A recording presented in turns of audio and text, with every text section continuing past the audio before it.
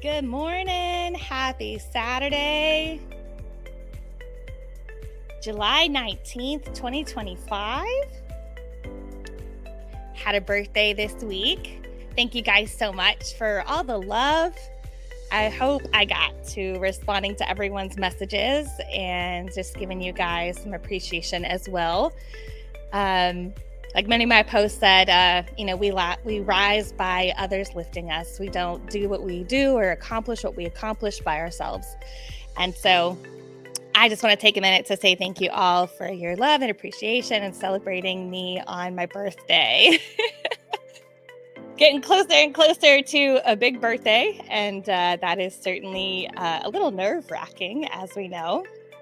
But hey, if you're on the live, go ahead and check in and say hey and let me know where you are checking in from.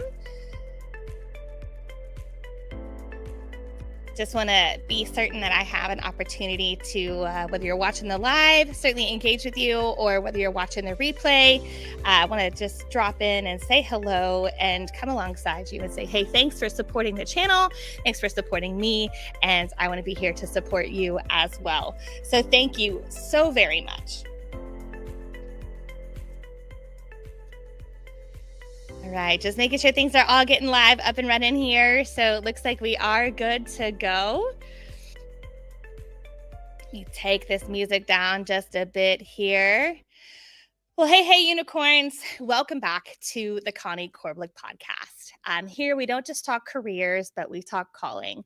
And I'm Connie, your guide through the messy, meaningful journey of reinvention. And whether you're navigating job loss or career pivots or just feeling unseen in the workplace, or perhaps maybe you're just recovering from a hard season in your life right now, you're in the right place. And here we rise from the rubble, we reclaim our confidence, and we rediscover our God-given uniqueness. Because you weren't meant to blend in, you were born to stand out. Well, today is not just a conversation about goals. Today, we're talking about grit and owning your outcome, not in theory, but in real life. And, owning our lives is not easy, and it's often very messy. I'm coming for the leader in you, the you behind the excuses, the one who's tired of being stuck and ready to rise. So I've kind of created this acronym for the word lead. So L is live it, E is earn it, A is apply it, and D is dominate it. Let's make sure we unpack this and phrase it all correctly so you really grasp it, can take it into heart, and put it into action in your life. So L, you can't lead what you haven't lived. True leadership starts with authenticity. Some things you have to work through to truly lead others through them. And that's times in your life where you bled a little, it hurt a lot, it was messy and painful and confusing, but it humbled you. And you taught yourself, you learned how to be an overcomer, to be an achiever despite those circumstances. And that's where real leaders are born. E is earn it. You don't inherit any kind of leadership. You earn those positions. You earn that respect through consistency, through character, and showing up when it's inconvenient, going that extra mile when you don't necessarily have to. It gains you that respect and that trust and that influence. And those things are earned on a daily basis by who we are every day, in and out, day by day, month by month, week by week, that consistency in who we present ourselves to be. And no one owes you anything, right? It's up to you. A is apply it. Knowledge without execution is just wasted potential. Back in the Unicorn Career Series, we talked about you, which was unleashing your potential. And now it's time to take that information and apply those lessons to your life. Be the blueprint. Build the blueprint if you don't have one. Leaders aren't just thinkers, they are doers. They don't avoid problems, And they look at problems as projects, begin to put out a blueprint of this is where we're at, this is where we need to go, what options, what avenues, what resources get us to that point. So lead with your actions, not just your words. D is for dominate it. Now, this isn't with ego. No one is above anyone else, right? We all deserve the same respect from the janitor to the CEO. But it's about the best leaders are the ones that serve. They serve everyone. They know the trenches, they know the trenches just as well as their people do. They spend time on the front lines. They know the struggles and they know what their people are going through, and they actively get feedback from those individuals. What are we not seeing? What can we do? What resources do we have? How do we achieve this or that? But they're there and they know. So you dominate things that you can control. Your discipline, your mindset, and man, don't we all struggle with that? And your emotions. Obviously, that's one of the biggest things. Leadership is owning your lane so fiercely that you inspire others to step into theirs. So here's an angle that no one talks about, and that's the weight of leading yourself first. The hardest person you will ever lead is you. So before we talk about culture and team and community, are you leading you even when it's uncomfortable? No one is coming to save you. Changing your life takes discipline over emotion. I've said it for weeks and it still hits hard. And maybe it's for me, maybe it's for someone listening. You act your way into feeling. You don't feel your way into action. You can't fix what you refuse to face. And I say that with all the love and respect for everyone's circumstances. You can lead yourself out of bed every morning into that exercise routine, setting those habits to give you the time and energy to build yourself and move yourself forward towards your goals. To be the individual who doesn't just stand in the middle of the road, seeing their dreams on the horizon in a fog. The one who begins to put plans into action, intention and discipline into achieving those desired end results. I'll take it back into some personal perspective for me. At each layoff, I could have led with my pain, with my loss of identity, with the victim mentality. But clarity doesn't come from overthinking. It comes from movement. We act our way into feeling. We don't feel our way into action. And that movement can be not only external, but inward. Even if that movement means becoming so accountable that your presence shifts rooms without you even saying a word. We have to begin to own the outcome, or we'll be owned by it. I said something many years ago that I heard, I think from a motivational speaker, but you can get in the car and steer your life according to your desires, or you can let life drive and, have the keys to your life and your success or lack thereof. And it's like, I want to be in the driver's seat, saying where I make a right and a left or a U-turn. I'm not going to let life happen to me by default. And with that being said, there's a book that just changed the game for me. As we get out of high school and college and you get in the corporate offices and environments. And I was privileged to really be involved in a organizational-wide corporate training. And it was a training from a book called The Oz Principle. And it really transformed us as an organization, how we operated, the talent that we attracted. People took initiative and they rose to the occasions. And the Oz Principle is about one thing: personal accountability. Not blame, not shame, ownership. Most people live stuck in what the Oz principle calls below the line, pointing fingers, blaming the system, and waiting for someone else to come save them or to take care of it or to solve the problem. It's not my responsibility. I can't make a difference. I don't have the answers. To quote from the Oz principle directly, they phrase it like this: people most often fail to own their circumstances because they cannot bring themselves to accept the accountable side of their story. It goes on to say, to establish ownership, you must find the heart to see both sides of the story, linking what you have done or failed to do in your current circumstances. That is so powerful. So to shift in our perspective, we have to release the victim in our story and recast our story with the accountable one. And that's really, the God honest truth. No one is coming to save you. The sooner we realize that it is you versus you, the sooner we take action and put intention in place into our disciplines and then overcoming our emotions that inhibit us from that discipline and intention. So if you want a breakthrough, start living above the line. And you start by leading yourself first.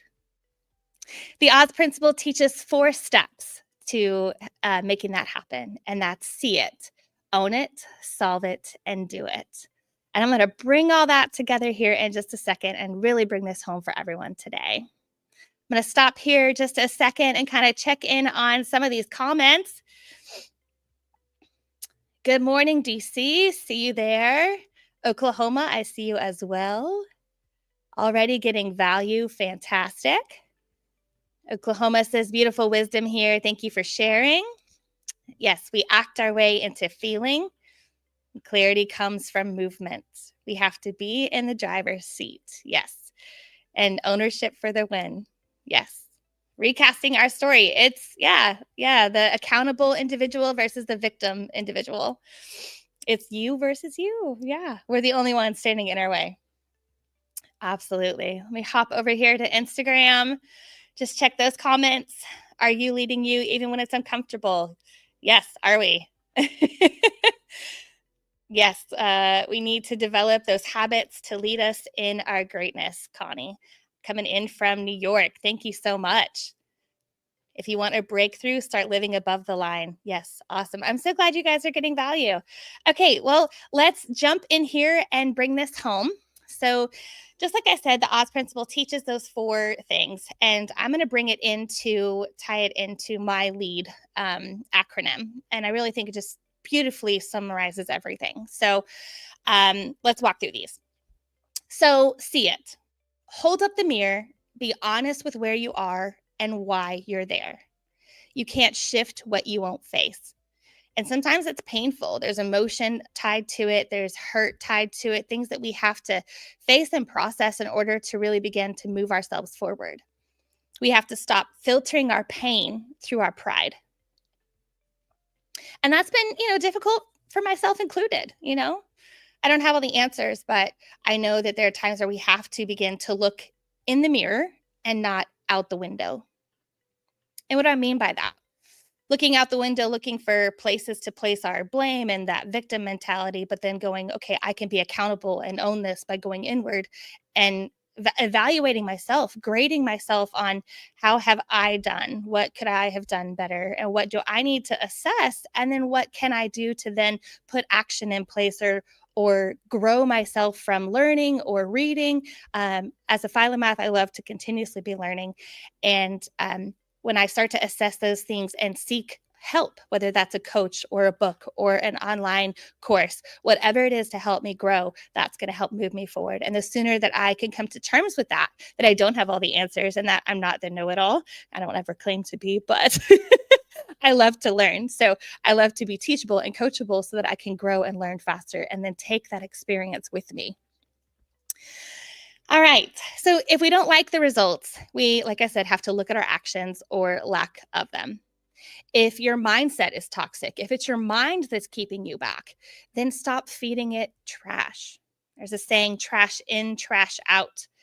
If we're constantly, stuck in our hours of doom scrolling and just stuck on the pool of what social media is these days, we're not able to put the right information into our brains to actually grow us.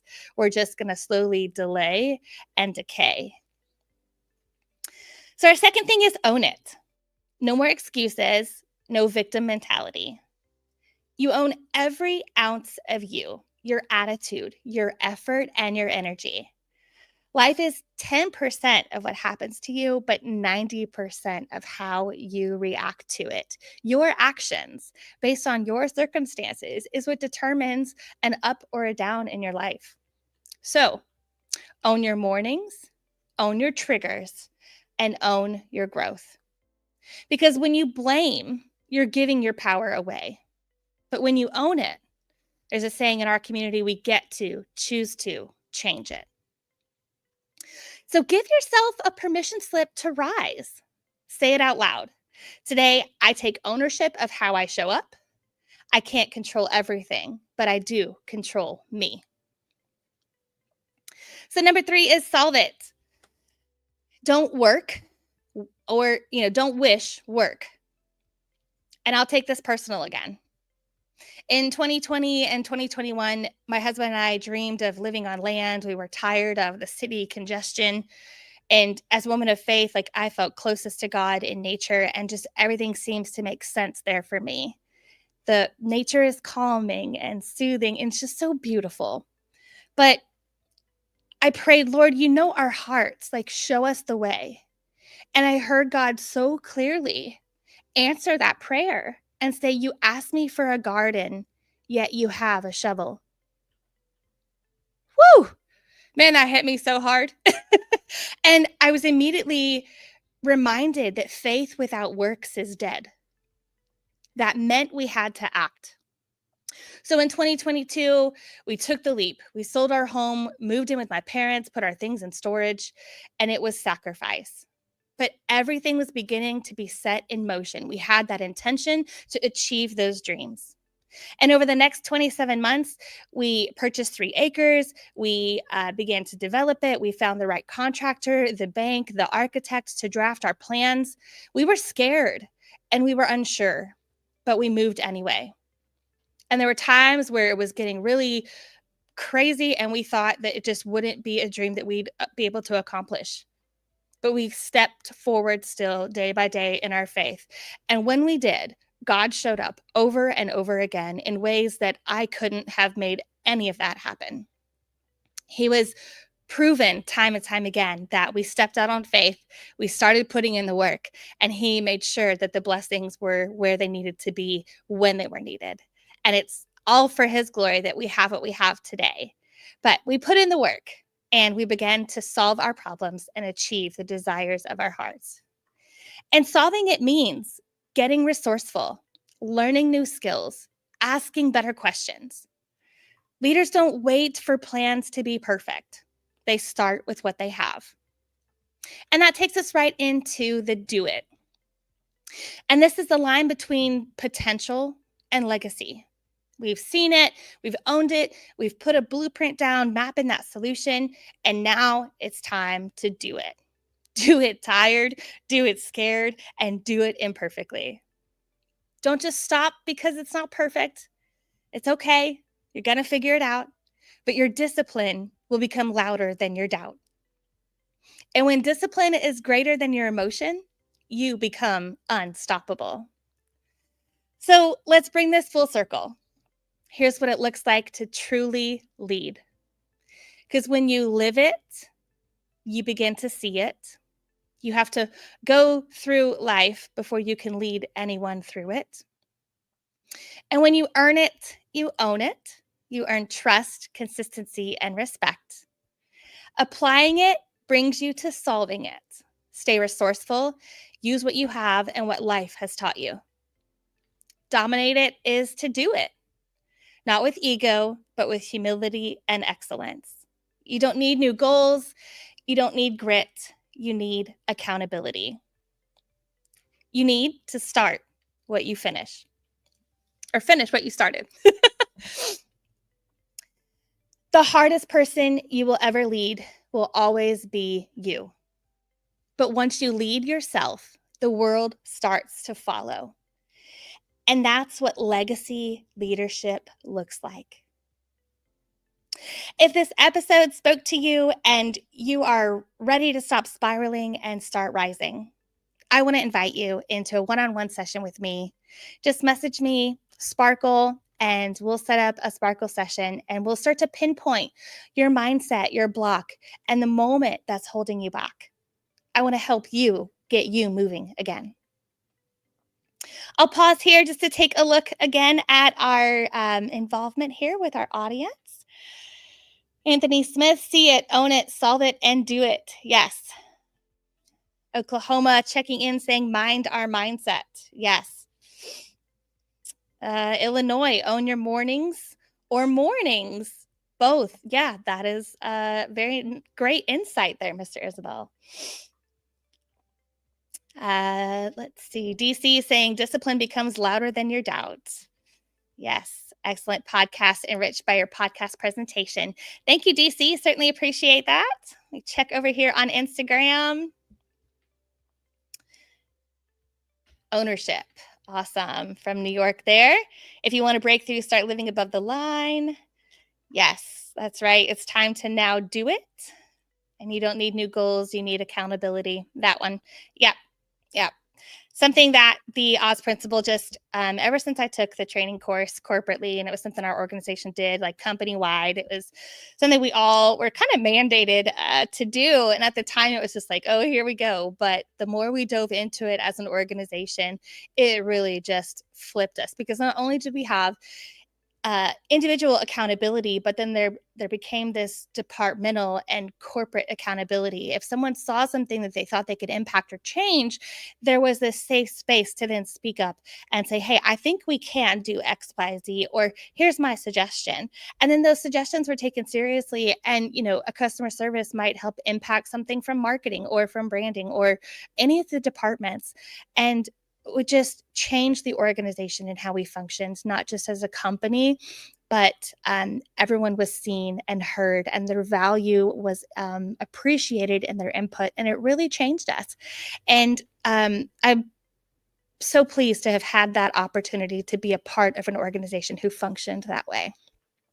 All right, I'm going to bring it home here. So thank you guys so much. Next week, I have a very special guest, and he is a coach who has faced extreme adversity. But through self-leadership, he has transformed his entire life. Now, as a speaker and a coach, he's redefining what leadership means in organizations. You won't want to miss this. It's going to be Saturday, July 26th. Same time, same place, 10 a.m. Central Standard Time. Until next week, unicorns, keep shining, keep rising. I see you.